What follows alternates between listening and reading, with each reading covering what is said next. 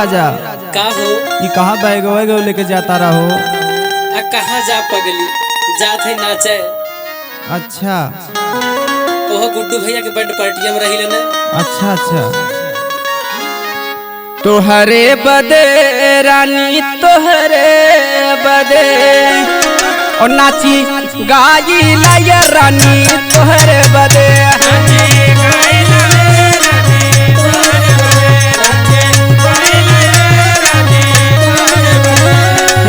तोहरे बदे रानी तोहरे बदे तोहरे बदे रानी तोहरे बदे नाची गाई लाया रानी तोहरे बदे।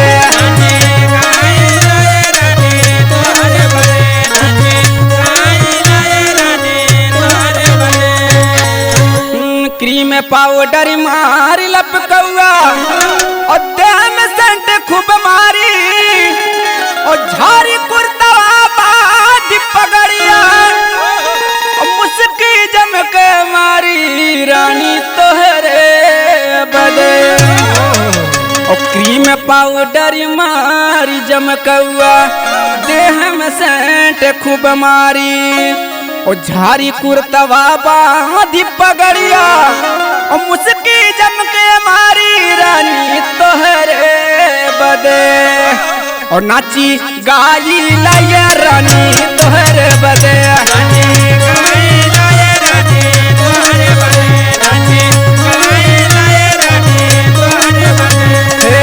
तोहरे बदे रानी तोहरे बदे तोहरे बदे रानी तोहरे बदे नाची गाई लाया रानी तोहरे बदे।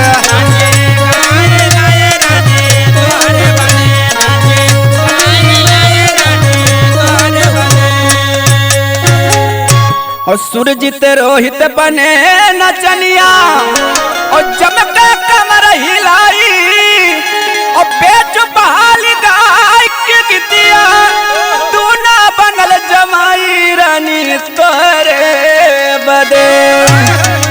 और सुरजीत रोहित बने नचनिया और जमके कमर हिलाई और बेचू बहाली गाय के गितिया दोनों बनल जमाई रानी तोहरे बदे।